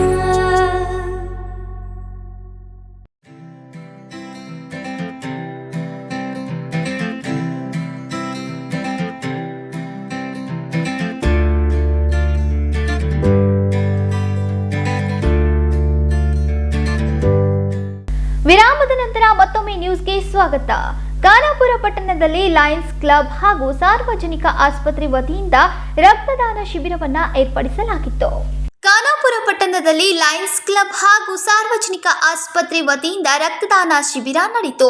ರಕ್ತದಾನಿಗಳು ಸ್ವಯಂ ಪ್ರೇರಿತವಾಗಿ ಆಗಮಿಸಿ ರಕ್ತದಾನವನ್ನ ಮಾಡಿದ್ರು. ಲಯನ್ಸ್ ಕ್ಲಬ್ ಕಳೆದ 52 ವರ್ಷಗಳಿಂದ ಪ್ರತಿ ವರ್ಷ ಆರೋಗ್ಯ ಇಲಾಖೆಯ ಸಹಯೋಗದಲ್ಲಿ ರಕ್ತದಾನ ಶಿಬಿರವನ್ನ ಏರ್ಪಡಿಸುತ್ತಾ ಬಂದು ಇತ್ತೀಚಿನ ದಿನಗಳಲ್ಲಿ ಸದಸ್ಯರಾದ ಶ್ರೀಶೈಲ್ ಉಪ್ಪಿನವರ ಪುತ್ರನಾದ ರವಿಸಾಗರ್ ಉಪ್ಪಿನವರ ಹುಟ್ಟುಹಬ್ಬದ ಪ್ರಯುಕ್ತ ಸೆಪ್ಟೆಂಬರ್ 9ರಂದು ಈ ಕಾರ್ಯಕ್ರಮವನ್ನ ನಡೆಸಲಾಯಿತು. ಲಯನ್ಸ್ ಕ್ಲಬ್ ಕಾರ್ಯದರ್ಶಿಗಳಾದ ಬಸವರಾಜ್ ಹಂಬನ್ನವರ್ ಅವರು ಮಾಧ್ಯಮಗೋಷ್ಠಿಯಲ್ಲಿ ಮಾತನಾಡಿ, ರಕ್ತವು ಯಾವುದೇ ಫ್ಯಾಕ್ಟರಿಯಲ್ಲಿ ಉತ್ಪತ್ತಿಯಾಗೋದಿಲ್ಲ, ಅದು ಮಾನವ ದೇಹದಿಂದಲೇ ಉತ್ಪತ್ತಿಯಾಗಬೇಕು. ಹೀಗಾಗಿ ಬಡವರಿಗೆ ಅದನ್ನ ಖರೀದಿಸಲು ಆಗೋದಿಲ್ಲ. ಕಾರಣ ಸಬಲರಿಂದ ಅಬಲರಿಗೆ ಅನುಕೂಲವಾಗಬೇಕೆಂದು ಲಯನ್ಸ್ ಕ್ಲಬ್ ಉದ್ದೇಶವಾಗಿದೆ ಎಂದು ಹೇಳಿದ್ರು. ಎಲ್ಲರಿಗೂ ನಮಸ್ಕಾರ. ನಾವು ಲಯನ್ಸ್ ಕ್ಲಬ್ ಆಫ್ ಖಾನಾಪುರ್ ಕಳೆದ 52 ವರ್ಷಗಳಿಂದ ಬ್ಲಡ್ ಡೊನೇಷನ್ ಕ್ಯಾಂಪ್ ಪ್ರತಿ ವರ್ಷ ಮಾಡ್ಕೊಂಡು ಬಂದಿದ್ದೀವಿ. ಇತ್ತೀಚಿನ ವರ್ಷಗಳಲ್ಲಿ ಲೇಟ್ ಲೈನ್ ಶ್ರೀಶೈಲ್ ಉಪ್ಪಿನವರ ಪುತ್ರನಾದಂಥ ರವಿಸಾಗರ್ ಉಪ್ಪಿನ್ ತಾನು ತನ್ನ ಹುಟ್ಟುಹಬ್ಬದ ಪ್ರಯುಕ್ತ ಪ್ರತಿ ವರ್ಷ ಸೆಪ್ಟೆಂಬರ್ 9ನೇ ತಾರೀಕಿನಂದು ಖಾನಾಪುರದ ಗೌರ್ಮೆಂಟ್ ಹಾಸ್ಪಿಟಲ್ನ ಸಹಯೋಗದಲ್ಲಿ ಬ್ಲಡ್ ಡೊನೇಷನ್ ಕ್ಯಾಂಪನ್ನು ನಾವು ಆರ್ಗನೈಸ್ ಮಾಡ್ತಾಯಿದ್ದೀವಿ. ಬ್ಲಡ್ ಡೊನೇಷನ್ ಕ್ಯಾಂಪು ಮಾಡಲಿಕ್ಕೆ ನಾವು ಯಾಕೆ ಪ್ರಾರಂಭ ಮಾಡಿದ್ದೀವಿ ಅಂತಂದರೆ, ಬ್ಲಡ್ಡು ಯಾವುದೇ ಒಂದು ಫ್ಯಾಕ್ಟ್ರಿಯಲ್ಲಿ ಉತ್ಪನ್ನ ಆಗೋದಿಲ್ಲ. ಬ್ಲಡ್ ಏನಾದ್ರೂ ಸಹಿತ ಮಾನವನ ಒಂದು ದೇಹದಲ್ಲಿ ಆಗಬೇಕು. ಬ್ಲಡ್ಗೆ ಇನ್ನೊಂದು ಸಬ್ಸ್ಟಿಟ್ಯೂಟ್ ಯಾವುದೂ ಇಲ್ಲ. ಮತ್ತು ಬ್ಲಡ್ ಬ್ಯಾಂಕ್ನಲ್ಲಿ ಯಾವಾಗಿದ್ರೂ ಸಹಿತ ಬ್ಲಡ್ ಕೊರತೆ ಇರ್ತದೆ. ಬಡವರು ಈ ಗೌರ್ಮೆಂಟ್ ಹಾಸ್ಪಿಟಲ್ಗಳಿಗೆ ಬರ್ತಾರೆ. ಬಂದಾಗ ಅವರಿಗೆ ಬ್ಲಡ್ ಸಿಗಲಿಲ್ಲ ಅಂತಂದ್ರೆ ಅವ್ರು ಕೊಂಡು ತರೋದು ಅವರಿಗೆ ಆಗೋದಿಲ್ಲ. ಅದನ್ನು ತಿಳ್ಕೊಂಡು ನಮ್ಮ ಲಯನ್ಸ್ ಕ್ಲಬ್ ಉದ್ದೇಶ ಏನಪ್ಪ ಅಂತಂದ್ರೆ, ಸಬಲರಿಂದ ಅಬಲರಿಗೆ ನಮ್ಮಿಂದ ಒಂದು ಏನಾದರೂ ಸಹಾಯ ಆಗಬೇಕು. ಆ ಉದ್ದೇಶ ಇಟ್ಕೊಂಡು ಪ್ರತಿ ವರ್ಷ ನಾವು ಬ್ಲಡ್ ಡೊನೇಷನ್ ಕ್ಯಾಂಪನ್ನು ಆರ್ಗನೈಸ್ ಮಾಡ್ತಾ ಇದ್ದೀವಿ. ಈ ವರ್ಷ ಇದು ಸೆಪ್ಟೆಂಬರ್ 9ರಲ್ಲಿ ಈ ವರ್ಷದ ಪ್ರಥಮ ಬ್ಲಡ್ ಡೊನೇಷನ್ ಕ್ಯಾಂಪನ್ನು ನಾವು ಆರ್ಗನೈಸ್ ಮಾಡಿದ್ದೀವಿ. ಸರ್, ಇವತ್ತು ಎಷ್ಟು ಜನ ಬ್ಲಡ್ ಕೊಡ್ಬೋದು? ಈಗ 35 ಇದಾವೆ. ನಮ್ಮ ಎಕ್ಸ್ಪೆಕ್ಟೇಷನ್ನು 80 to 85 ಇದೆ. 80 to 85 ಸಾಯಂಕಾಲವರೆಗೆ ಇರ್ತದೆ. ಸಾಯಂಕಾಲ. ತಮ್ಮ ಹೆಸರು ಸರ್? ನನ್ನ ಹೆಸರು ಬಸವರಾಜ್ ಹಮ್ಮನವರ್ ಅಂತ, ಲಯನ್ಸ್ ಕ್ಲಬ್ ಸೆಕ್ರೆಟರಿ. ರವಿಸಾಗರ್ ಉಪ್ಪಿನ್ ಪ್ರೆಸಿಡೆಂಟ್. ಇವರು ಚಂಬಣ್ಣ ಹೊಸಮನಿಯವರು ಪಾಸ್ಟ್ ಪ್ರೆಸಿಡೆಂಟ್. ಇಲ್ಲಿ ಅಜಿತ್ ಪಾಟೀಲ್ ನಮ್ಮ ಪಾಸ್ಟ್ ಪ್ರೆಸಿಡೆಂಟ್ ಅವರು, ಈಗ GLD ಕೋಆರ್ಡಿನೇಟರ್. ಇಲ್ಲಿ Vikas vice president of Lions club of Khanapur, Vikas Kalyani. ಇಲ್ಲಿ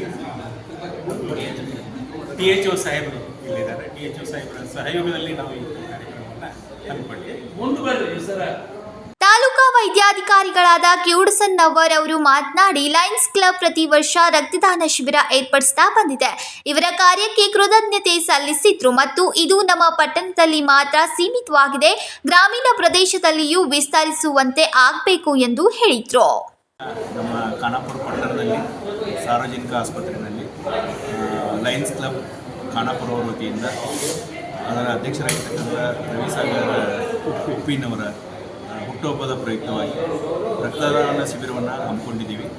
ಈ ಒಂದು ರಕ್ತದಾನ ಶಿಬಿರಕ್ಕೆ 30ಕ್ಕೂ ಅಧಿಕ ಜನ ಈಗಾಗಲೇ ರಕ್ತದಾನ ಮಾಡಿದ್ದಾರೆ. ನಮ್ಮದು 80-85 ಜನರ ಗುರಿ ಇದೆ. ಈ ಒಂದು ಕಾರ್ಯದಲ್ಲಿ ಲಯನ್ಸ್ ಕ್ಲಬ್ನವರು ನಮ್ಮ ಜೊತೆ ಕೈ ಜೋಡಿಸಿ ವಿಶೇಷವಾಗಿ ನಮ್ಮ ಸಾರ್ವಜನಿಕ ಆಸ್ಪತ್ರೆ ಖಾನಾಪುರ ಪ್ರತಿ ವರ್ಷವೂ ಅವರು ಒಂದು ರಕ್ತದಾನ ಶಿಬಿರವನ್ನು ಹಮ್ಮಿಕೊಳ್ತಾರೆ. ಅವರಿಗೆ ಇಲಾಖೆ ವತಿಯಿಂದ ಹಾಗೂ ವೈಯಕ್ತಿಕವಾಗಿ ತುಂಬ ಹೃದಯದ ಧನ್ಯವಾದಗಳನ್ನು ಅರ್ಪಿಸ್ತೀನಿ. ಈ ಕಾರ್ಯ ಶಹರದಲ್ಲಿ ಮಾತ್ರ ಜರಗಲಾರದೆ ಗ್ರಾಮೀಣ ಪರಿಸರದಲ್ಲೂ ಈ ಥರದ ಶಿಬಿರಗಳು ಏರ್ಪಡಿಸಬೇಕು ಅಂತ ಅವರಲ್ಲಿ ಮನವಿಯನ್ನು ಮಾಡ್ಕೊಳ್ತೀನಿ. ಇದರ ಜೊತೆಗೆ ನಮ್ಮ ರಾಷ್ಟ್ರೀಯ ಆರೋಗ್ಯ ಕಾರ್ಯಕ್ರಮಗಳಲ್ಲಿ ಅವರು ನಮ್ಮ ಜೊತೆಗೆ ಸಹಕಾರ ನೀಡ್ತಿದ್ದಾರೆ, ಸಹಾಯವನ್ನು ನೀಡ್ತಾ ಇದ್ದಾರೆ. ಭಾಳಷ್ಟು ಕೆಲಸಗಳನ್ನು ನಮ್ಮ ಜೊತೆಯಲ್ಲಿ ಮಾಡ್ತಾ ಇದ್ದಾರೆ. ಅದನ್ನು ಅವರು ಮುಂದುವರಿಸ್ಕೊಂಡು ಹೋಗಬೇಕು ಮತ್ತು ನಮ್ಮ ಜೊತೆಗೆ ಸಹಕಾರ ನೀಡ್ತಾ ಸಾರ್ವಜನಿಕರಿಗೆ ಅತ್ಯುತ್ತಮ ಆರೋಗ್ಯ ಸೇವೆ ನೀಡುವ ನಿಟ್ಟಿನಲ್ಲಿ ನಾವೆಲ್ಲರೂ ಕಂಕಣಬದ್ಧರಾಗಿ ಹೆಗಲಿಗೆ ಹೆಗಲು ಜೋಡಿಸಿ, ಕೈಗೆ ಕೈ ಜೋಡಿಸಿ ಕೆಲಸವನ್ನು ಮಾಡಿದ್ದೇ ಆದರೆ ತೃಪ್ತಿಕರವಾದಂಥ ಆರೋಗ್ಯ ಸೇವೆಗಳನ್ನು ನೀಡೋಕ್ಕೆ ಭಾಳ ಸರಳ ಆಗ್ತದೆ, ಸುಲಭವೂ ಆಗ್ತದೆ. ತಮಗೆಲ್ಲ ಗೊತ್ತಿರುವಂಗೆ ಪಟ್ಟಣ ಪ್ರದೇಶದಲ್ಲಿ ಹಾಗೂ ಗ್ರಾಮೀಣ ಪ್ರದೇಶದಲ್ಲಿ ನಾವು ಪ್ರತಿ ತಿಂಗಳ ನಮ್ಮ ಜಿಲ್ಲಾಡಳಿತ ವತಿಯಿಂದ, ಜಿಲ್ಲಾ ಪಂಚಾಯತ್ ವತಿಯಿಂದ ಒಂದು ಕ್ಯಾಂಪ್ಗಳನ್ನು ಆರ್ಗನೈಸ್ ಮಾಡ್ತೀವಿ. ಪ್ರತಿಯೊಂದು ಪ್ರಾಥಮಿಕ ಆರೋಗ್ಯ ಕೇಂದ್ರ ಇರ್ಬೋದು ಅಥವಾ ಹೋಬಳಿ ಮಟ್ಟ ಇರ್ಬೋದು ಅಥವಾ ದೊಡ್ಡ ಮಟ್ಟದ ಗ್ರಾಮಗಳಿರ್ಬೋದು, ಎಲ್ಲ ಕಡೆ ಮಾಡ್ತಾ ಇದ್ದೀವಿ ಮತ್ತು ಎಲ್ಲ ಕಡೆ ಉತ್ತಮವಾದಂಥ ಸ್ಪಂದನೆ ಸಿಗ್ತಾ ಇದೆ. ಅದಕ್ಕೆ ಸಾರ್ವಜನಿಕರು ಇದರ ಮಹತ್ವವನ್ನು ಅರಿತುಕೊಂಡು ಯುವಕರು, ಆಮೇಲೆ ಬುದ್ಧಿಜೀವಿಗಳು, ಆಮೇಲೆ ಆರೋಗ್ಯ ಕ್ಷೇತ್ರದಲ್ಲಿ ಸಾಕಷ್ಟು ಕೆಲಸಗಳನ್ನು ನಿರ್ವಹಿಸ್ತಕ್ಕಂಥ ಕಾರ್ಯಕರ್ತರು ಇದರ ಬಗ್ಗೆ ಸಾರ್ವಜನಿಕರಿಗೆ ಅರಿವು ಮೂಡಿಸ್ತಕ್ಕಂಥ ಕೆಲಸಗಳಿಗೆ ಹೆಚ್ಚಾಗಿ ಈಗಾಗಲೇ ಸರ್ ಹೇಳಿದಂಗೆ ರಕ್ತದಾನ ಶ್ರೇಷ್ಠ ದಾನ ಅಂತ ಕರಿತೀವಿ. ಇದು ಯಾವುದೇ ಮಾರ್ಕೆಟಲ್ಲಿ ಸಿಗುವಂಥ ವಸ್ತು ಅಲ್ಲ. ಇದನ್ನು ನಾವು 18 ವರ್ಷ ಮೇಲ್ಪಟ್ಟಿರೋದು ಮತ್ತು 60 ವರ್ಷಕ್ಕಿಂತ ಒಳಗಡೆ ಇರೋದು, ಆರೋಗ್ಯ ಇರೋರು ನಾವು ಎಲ್ಲ ಟೆಸ್ಟ್ ಮಾಡಿನೇ ಅವ್ರದ್ದು ರಕ್ತ ಸಂಗ್ರಹಣೆ ಮಾಡ್ತೀವಿ. ಅದಕ್ಕೆ ತಾವೆಲ್ಲ ಮುಂದೆ ಬರಬೇಕು. ತಮ್ಮದು ಏನೇ ತೊಂದರೆಗಳಿದ್ರು ನಾವು ಪರೀಕ್ಷೆ ಮಾಡ್ತೀವಿ. ತಾವು ಸೂಕ್ತ ಇದ್ದರೆ ಮಾತ್ರ ತಮ್ಮದ ರಕ್ತವನ್ನು ನಾವು ಸಂಗ್ರಹಣೆ ಮಾಡ್ತೀವಿ. ಇಲ್ಲಾಂದ್ರೆ ತಮ್ಮನ್ನು ನೀವು ಕೊಡೋಕ್ಕೆ ಬರೋದಿಲ್ಲ ಅಂತೇಳಿ ಅವ್ರಿಗೆ ತಿಳುವಳಿಕೆ ಹೇಳಿ ನಾವು ಕಳಿಸ್ಕೊಡುವಂಥ ಕೆಲಸ ಮಾಡ್ತೀವಿ. ಅದಕ್ಕೆ ಲಯನ್ಸ್ ಕ್ಲಬ್ನವರು ತಂಡದವರಿಗೆ ಮತ್ತೊಮ್ಮೆ ಅಭಿನಂದನೆಗಳು ಸಲ್ಲಿಸ್ತಾ ಈ ಕಾರ್ಯ ಇನ್ನೂ ಮುಂದೆ ಮುಂದುವರಿಸಿಕೊಂಡು ಹೋಗಿ ಮತ್ತೊಮ್ಮೆ ಅವರಿಗೆ ಅಭಿನಂದನೆ. ಇನ್ನು ಈ ಸಂದರ್ಭದಲ್ಲಿ ಲಯನ್ಸ್ ಕ್ಲಬ್ ಸದಸ್ಯರು ಸೇರಿದಂತೆ ಅನೇಕರು ಉಪಸ್ಥಿತರಿದ್ದರು. Prasanna KMM Kannada, Khanapur. Akash national talent Hunt exam ಆರಂಭಿಸಿ 15 ವರ್ಷಗಳು ಪೂರ್ಣಗೊಂಡ ಹಿನ್ನೆಲೆ ಇತ್ತೀಚಿನ ಆವೃತ್ತಿಯಾದ ANTHE 2024 ಪ್ರಕಟಿಸಿದೆ ಎಂದು ದೀಪಕ್ ಮೆಹ್ರೋತ್ರಾ ತಿಳಿಸಿದರು. ಆಕಾಶ್ ಎಜುಕೇಷನ್ ಸರ್ವಿಸಸ್ ಲಿಮಿಟೆಡ್ ವಿದ್ಯಾರ್ಥಿ ವೇತನ ಪರೀಕ್ಷೆ Akash national talent Hunt exam ಆರಂಭಿಸಿ 15 ವರ್ಷಗಳು ಪೂರ್ಣಗೊಂಡಿರುವ ಹಿನ್ನೆಲೆಯಲ್ಲಿ ಇತ್ತೀಚಿನ ಆವೃತ್ತಿಯಾದ ANTHE 2024 ಪ್ರಕಟಿಸಿದೆ ಎಂದು ದೀಪಕ್ ಮೆಹ್ರೋತ್ರಾ ಮಂಗಳವಾರ ಬೆಳಗಾವಿಯಲ್ಲಿ ಸುದ್ದಿಗಾರರೊಂದಿಗೆ ಮಾತನಾಡ್ತಾ ತಿಳಿಸಿದರು. Akash, Belgaum and Dharwad.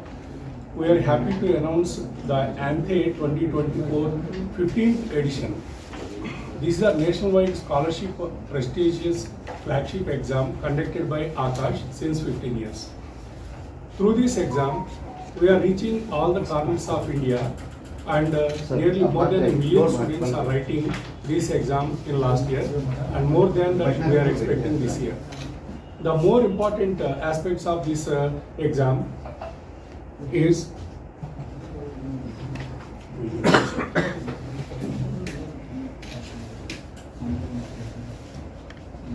since 15 years, these are the growing numbers which are indicating the participants. Next, this year we are conducting this exam from 19th October to 27th October in online mode. Apart from that, 20th of October and 27th October, 2 Sundays, these are the 2 Sundays, we are conducting in offline also. Exam duration is 1 hour and syllabus is as per that running syllabus of the school, whatever the midterm exam syllabus of their schools. For medical students, it is biology, maths, physics, chemistry, and engineering students, physics, chemistry, and mathematics. Even for foundation, class 7th onwards, 7th, 8th, 9th, 10th, +1, +2 students are eligible for this exam. And duration, online exam dates and offline exam dates we have given already in the application forms. Along with that, some of the students, what are the benefits they are going to get? 1 minute, sir. Go to the previous one. Result we are going to announce 13th, 8th November class 10th. Result we are going to announce 13th November class 7th, 8th, 9th we are announcing, and 16th November class 11th, 12th and 12th passed students results we are announcing. Next, the exam, online exam fee, that is 200 rupees, and for offline also the same fee is applicable. Last day of registration for offline exam 12th October and offline exam 5 days before of the date of examination, that is 14th October is the last date of application or registration. Next. The major value propositions of this exam is up to 100% scholarship the students can get, whoever is going to take admission in Akash for their coaching. And cash rewards also there. The cash rewards like this, class 10th students, the 1 to 100 rankers, they are going to get the highest of 2 lakhs and minimum of 20,000 for class 10th. Cash awards, it is nowhere related to that admission fee or something.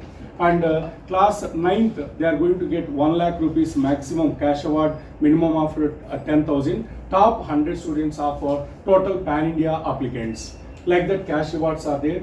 Apart of that, 5 students, among all these aspirants are nearly more than 1 million. Out of them, 5 toppers are going to get a free visit of Kennedy Space Center, which is there in Florida, USA state, along with one parent.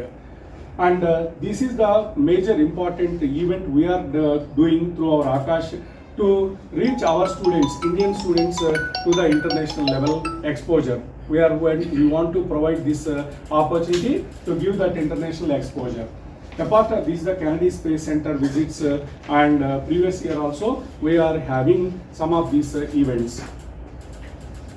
Next, the important information like class studying eligibility, class 7th to 12th passed students, and registration mode online and Salesforce. Of course, all these things we are doing in our internal registrations. That means Pakka registrations and receipt generation also will be there. And last date of registration 7 days before for offline and 3 days before for online. Admit card will be there in our websites. They can download that admit card and they can attend for that offline examination. In online examination directly, they can download and by entering their PSID and password, they can start that exam. Next, online registrations we can do, that is www.anthe.akash.ac.in website. They can register with their own, and date and duration also, that means time also they can select, and as per that selected time, they can give that exam. These are the cash awards what we discussed already, and one is 1 lakh to 50,000 and 20,000, 25,000 for category A, B, C, and even up to 100 top 100 members, they are going to get these scholarships. Cash awards for class 10th students, and number 1, first student will get 2 lakh rupees. And long digital courses, if anybody is going to attend for this digital courses, 1 lakh rupees, and distance learning program students 50,000 also cash reward they can. For this the details for the 12th, 11th, 12th and 12th studying students. 12th studying means right now PU2, 11th studying in the sense PU1, and 12th passed in the sense those who want to take a drop. They are also writing this exam to know their all India level rank, because they are preparing for the NEET 2024 in the sense up to now how much they prepared and within the syllabus where they are standing. To know all these details, 12th passed students also can attend for this exam. These are our previous results what we produced from different branches pan India level, and it is including all South India results.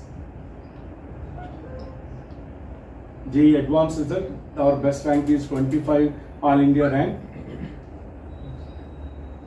NEET UG, all you know, every year from top 10 members, for 6 to 7 members are from Akash, and this is all India rank 3 and 5 from this 2024 3 results, and 24 we are happy to announce, yes, 24 13 members scored absolute score in the NEET examination, and out of the 13, these 8 members are from Akash only.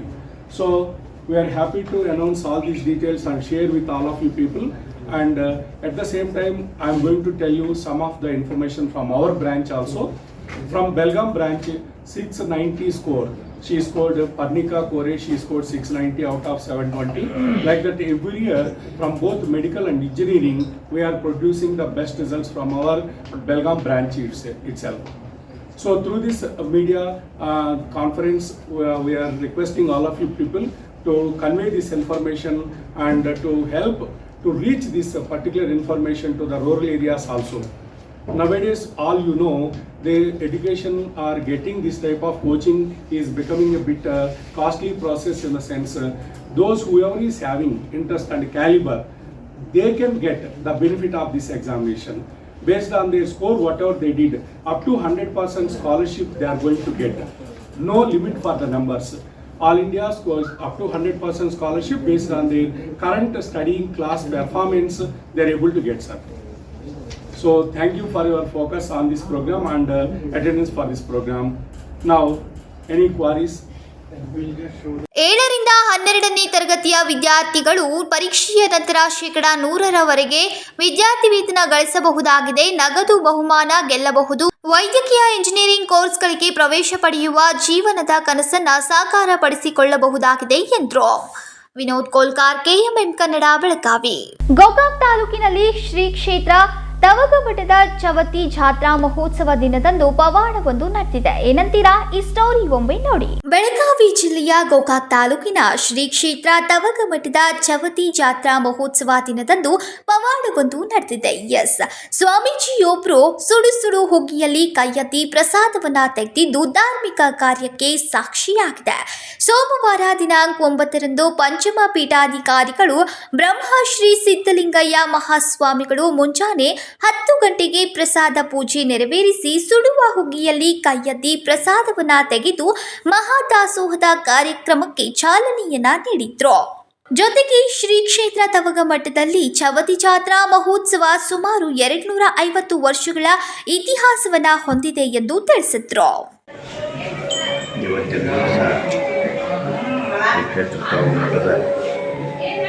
ಯಾತ್ರಾ ಮಹೋತ್ಸವ ನೆರವೇರ್ತಾ ಈ ಪರಂಪರೆ, ಈ ಭವ್ಯ ಪರಂಪರೆ ಸಾಧಾರಣ 250 ವರ್ಷಗಳ ಹಿಂದಿನಿಂದಲೂ ನಡೆದುಕೊಂಡು ಬಂದಂಥ ಕಾರ್ಯಕ್ರಮ. ವರ್ಷದಲ್ಲಿ 2 ಸಲ ನಮ್ಮ ಜಾತ್ರೆ ನೆರವೇರ್ತಾ ಇತ್ತು. 6 ತಿಂಗಳು ಒಂದು ಸಲ. ಒಂದು ಚೌತಿ ಜಾತ್ರೆ, ಇನ್ನೊಂದು ಶಿವರಾತ್ರಿ ಜಾತ್ರೆ. ಆ ಪ್ರಕಾರ ಇಷ್ಟಾರ್ಥಗಳನ್ನು ಬೇಡಿಕೊಂಡು ಭಕ್ತಿಭಾವದಿಂದ ಬಾಳೆಯದನಿಗೆ ನಡೆದುಕೊಂಡು ತಮ್ಮ ಭಕ್ತಿಯನ್ನು ತಮಗೆ ಫಲವನ್ನು ಪಡೆದುಕೊಳ್ತಾ ಇದ್ದಾರೆ. ಈ ಪರಂಪರೆ 250 ವರ್ಷಗಳ ಹಿಂದಿನಿಂದಲೂ ಬಂದಿದೆ. ಯಾವುದೇ ಒಂದು ಥರದಿಂದ ಇಲ್ಲಿ ಜಾತಿ ಭೇದ ಅನ್ನುವಂಥದ್ದನ್ನು ಎಲ್ಲರೂ ಜಾತ್ಯತೀತವಾಗಿ ಒಂದೊಂದು ಜಾತಿಯವರಿಗೆ ಸಹಿತ ನಮ್ಮ ಜಾತ್ರೆಯಲ್ಲಿ ಕೆಲಸ ಕಾರ್ಯಗಳನ್ನು ಹಿಂದಿನಿಂದ ಪರಂಪರೆ ಪ್ರಕಾರ ನಡೆಸಿಕೊಳ್ತಾ ಬರ್ತಾ ಈ ಪ್ರಕಾರ ಜಾತ್ರೆಗೆ ಎಲ್ಲರಿಗೂ ಶುಭವಾಗಲಿ, ಮಳೆ ಬೆಳೆ ಎಲ್ಲ ಥರದ ಆಯುರಾರೋಗ್ಯ ಸಂಪತ್ತು ಬಾಳೆಯತ್ತ ಅಯ್ಯಪ್ಪತ್ತ ಪರಮಾತ್ಮ ಈ ಕಾರ್ಯಕ್ರಮ ವಿಶೇಷ ರೀತಿಯ ಯಾವ್ಯಾವ ಕಾರ್ಯಕ್ರಮ ಆಯೋಜನೆ, ಈ ಜಾತ್ರೆಯಲ್ಲಿ ತಮ್ಮ ಯಾವ್ಯಾವ ರೀತಿ ವಿಶೇಷ ಕಾರ್ಯಕ್ರಮಗಳು ಇರ್ತವೆ? ವಿಶೇಷ ಕಾರ್ಯಕ್ರಮ ಅಂತಂದರೆ ನಮ್ಮ ಬಟ್ಟಿನ ಪರಂಪರೆಯನ್ನು ಬದಲಾವಣೆ ಮಾಡಿಲ್ಲ. ಇದು ಭಾಳ ಜನ ಅಂಬಲಿಗೆ ಪ್ರಾಧಾನ್ಯತೆ, ಪ್ರಸಾದ ಮತ್ತು ಅಂಬಲಿಗೆ ಪ್ರಾಧಾನ್ಯತೆ ಇರತಕ್ಕಂಥ ಮಠ. ಎಲ್ಲಿಯಾದರೂ ಸಹಿತ ನೀವು ಹಾಗೆ ಬಾಳೆ ಹಚ್ಚನ ಅಂಬಲಿಪ್ಪ, ಬಾಳೆ ಹಚ್ಚನ ಹುಗ್ಗಿಪ್ಪ ಅನ್ನುವಂಥ ಪ್ರತಿಯೊಬ್ಬರು ಬಾಯಿಗೆ. ಸಂಜೆ ವೇಳೆಗೆ ನಂದೇಶ್ವರ ಮಹಾಸ್ವಾಮಿ, ಸದಾನಂದಯ್ಯ, ಬಾಳಯ್ಯ ಪೂಜೇರಿ ಅವರಿಂದ ಭವಿಷ್ಯದ ನುಡಿ ನಡೆಯಿತು. ಈ ಜಾತ್ರಾ ಮಹೋತ್ಸವದಲ್ಲಿ ಸಾವಿರಾರು ಭಕ್ತರು ಜಾತ್ರೆಯಲ್ಲಿ ಪಾಲ್ಗೊಂಡು ಬಾಳಯ್ಯನವರ ದರ್ಶನವನ್ನ ಪಡೆದರು. Kallappa Pamnayak, KMM Kannada, M Kanmaradi. ಇದೀಗ ಮತ್ತೊಮ್ಮೆ ಹೆಡ್ಲೈನ್ಸ್.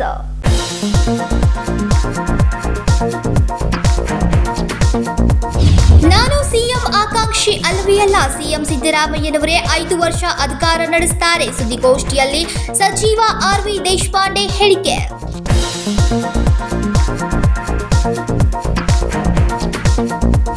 ನಾನು ಶಕ್ತಿ ಮೀರಿ ವಂದೇ ಭಾರತ್ ರೈಲು ಬೆಳಗಾವಿಗೆ ತರುವುದಾಗಿ ಹೇಳಿದೆ. ಅದಕ್ಕೆ ಈಗಲೂ ಬದ್ಧನಿದ್ದೇನೆ.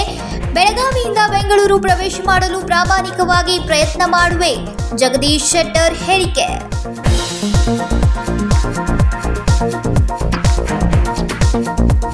ವಾಮಾಚಾರ ವಿಚಾರಕ್ಕೆ 2 ಕುಟುಂಬಗಳ ನಡುವೆ ಮಾರಾಮಾರಿ. ಅಮಾವಾಸ್ಯೆಯಂದು ನಡೆದ ಘಟನೆ, ತಡವಾಗಿ ಬೆಳಕಿಗೆ ಬಂದ ಪ್ರಕರಣ.